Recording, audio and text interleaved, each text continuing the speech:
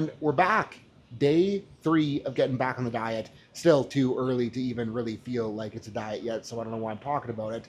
But it is also going to be my first lower body session back since the meet and the little bout of pneumonias. And the original plan for this session was to run speed squats into some high block pulls. But because the lungs are still pretty questionable, I ain't doing speed squats today. And because I don't have good deadlift blocks, I'm going to start out with a rack pull. And I figure this height should be adequately shitty for what I want to accomplish today.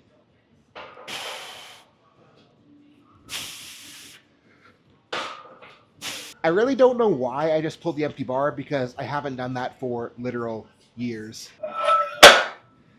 And we're definitely not going to pull one plate, so straight to 2.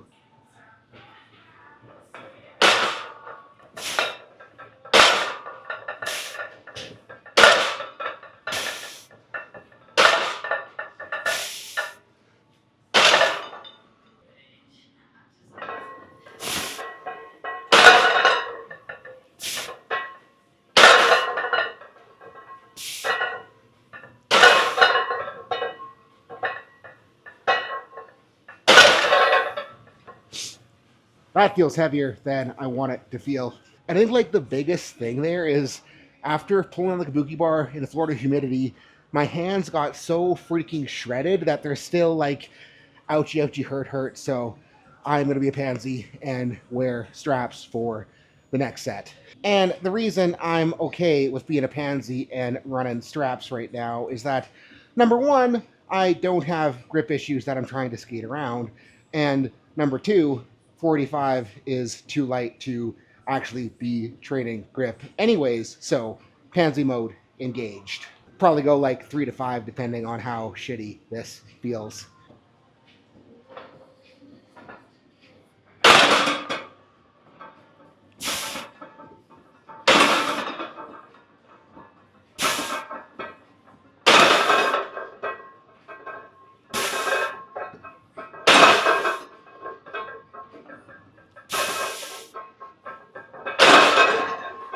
Much nicer feeling pull when the fingers aren't going owie, owie, owie, owie, owie, owie, owie. And like, yeah, I will have to let my hands toughen up again eventually, but I'm not in the mood for that right now. And like the weirdest part of this after pulling on the kabuki bar for the entire last however long I'm pulling kabuki bar is not the whip, but it is the knurling spacing, because the kabuki bar knurling comes in more. So I'm like looking down where my feet are in relation to the barbell, and I'm like, why do my feet look so narrow compared to the knurling? Then I got to remember that the bar is knurled differently, and then I just get less confused or more confused all at the same time. But whatever, we'll just stop talking and do the freaking set.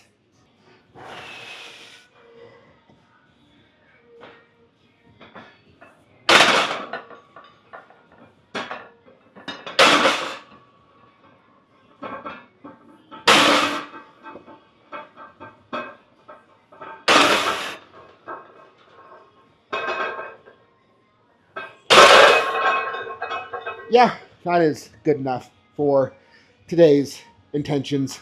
And my biggest regret of the day is I knew I wanted to run stiff legs as my secondary, and I knew Miana was down here deadlifting before I came down. And what I regret is assuming that she'd be lazy enough to not unload the deadlift bar, because now I have to load the deadlift bar back up to run stiff legs. And I don't want to bend over more than I have to if I'm about to run stiff legs. And I don't know how many reps I'm going to get, but I don't want to live on a planet where 3 reds isn't a stiff leg start point. So whatever, we'll make it work.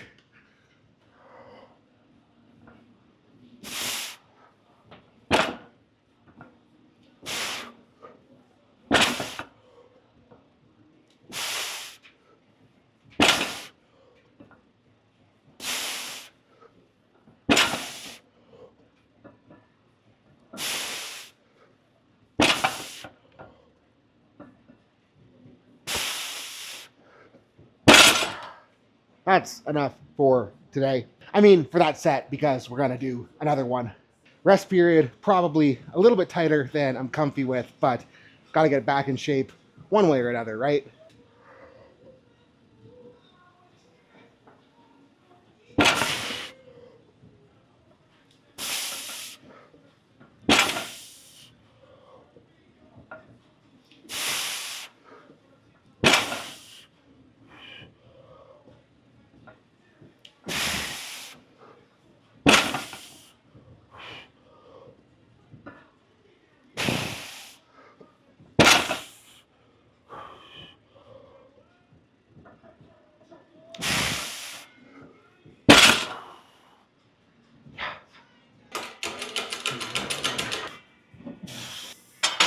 And next on the list, because I didn't speed squat at the beginning, gonna run front squats now with the prime wedge for heel elevation.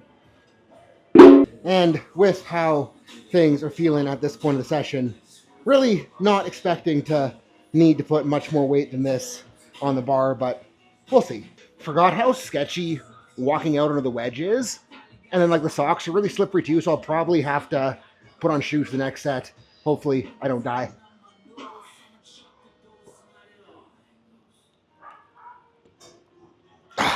Lesson, should have taken a warm-up set because the knees are freaking stiff. Fuck. Now I'm choking.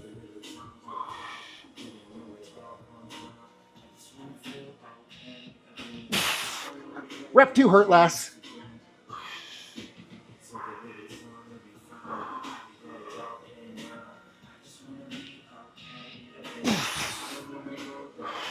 Yeah, fuck, everything about that was terrible. Okay, got the slippers on, so not the best choice, but my Reeboks are buried in the suitcase still. I don't want to dig them out, so hopefully the little bit of less slip and slide makes it less sketchy. And like the whole reason I decided to run the wedge today is I kind of expected it to feel like this, and the intent is by exposing a little bit more that deeper knee flexion, get into the quads a little bit harder. They should feel less shitty, less clunky at hopefully a sooner pace. Hopefully. That's the idea. Anyways.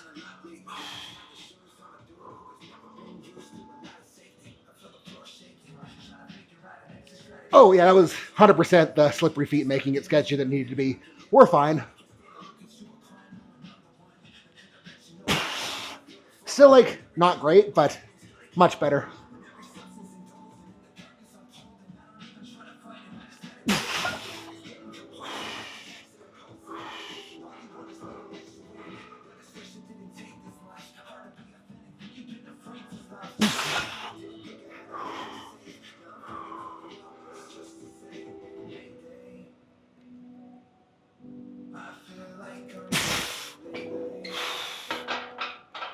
And because the first set there was basically useless and it's light and, you know, I'll do a third.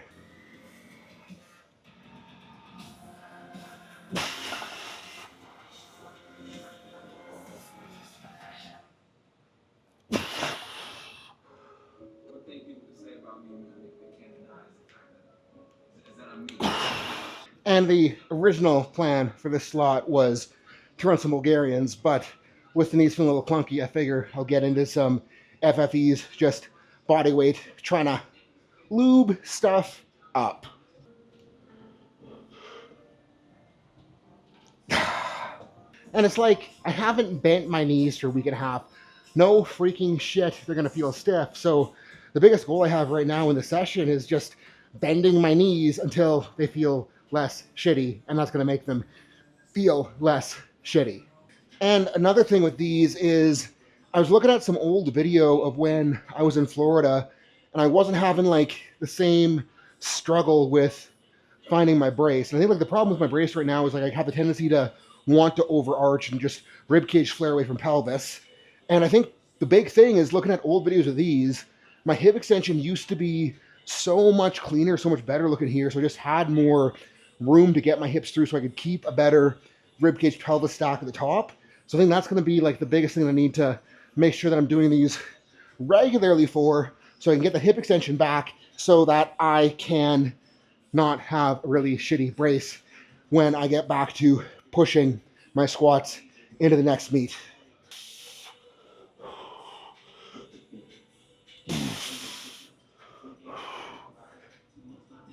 And now to do the one thing that I really didn't want to do today with how I feel, but we're here in the basement. Rogue Hyper is freaking sick. Might as well take advantage of it and die of a back pump.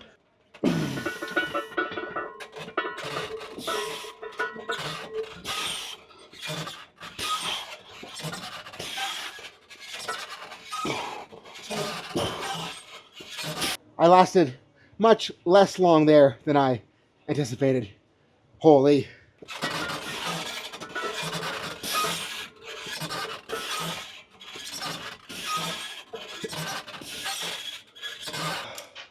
And because I don't have a good place to do a chest to border row variation here, we are going to crank on some pull downs.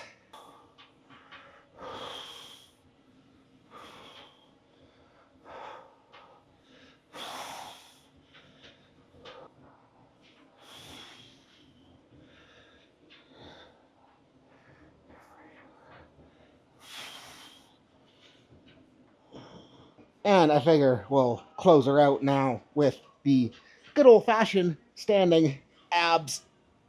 Ah, holy shit, cramp, cramp, cramp, cramp, cramp. Hoo, hoo, hoo, hoo. Ha, ha, fuck. God. That is intense. That is very intense. Okay, let's try to not have that happen again. We're pretty safe that rep. Yeah, I think we'll be okay. Little false alarm in the first one. And I know I was saying at the beginning that I'm not hungry yet diet-wise, but what I was kind of realizing as that session went on more and more, and as I kind of started to perk up and feel like myself, like I am very hungry to dig in and get back to work. And I think that's like a little bit uncharacteristic after having a good meet for me, because like a lot of times after like a really good meet, I'll kind of like feel like, shit, the job's done, what next? But I think like with how disgustingly challenging this prep was, how the meet went, and then knowing that I just have more challenge that I don't even know how freaking hard it's going to be yet to go, like that has me excited to dig back in and get to work. And I think like having this mindset right now, I need to be careful to not get too far ahead of myself and get too excited and, you know, just do something stupid when I'm literally 12 months out from my next meet.